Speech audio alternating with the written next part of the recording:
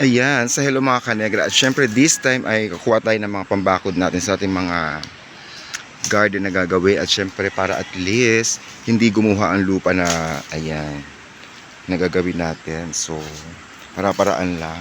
So, hindi naman tayo gagastos ng mga bibiling pambakod dahil ang pambakod natin ay yung mga kahoy na nandito din. Tulad ng mga yan. So, ayan. Syempre once again, kasama natin si Francis. Yan.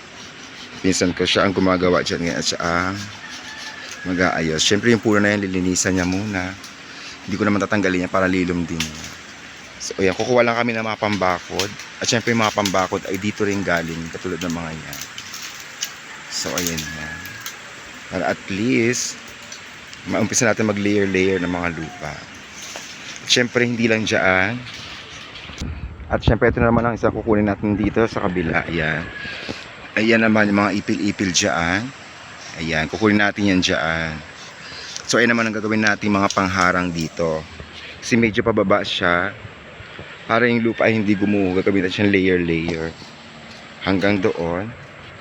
So ayan ang gagawin natin. Yung mga punong tatanggalin natin. Dito kagaya ng ipil-ipil. Siya ang gagawin natin pangharang. So ayan yan. So marami dyan dito. Para at least mas gumanda at mas kita natin ang ilog. So ayun lang mga kanegras, syempre samahan nyo kami sa aming agriculture journey. So let's go.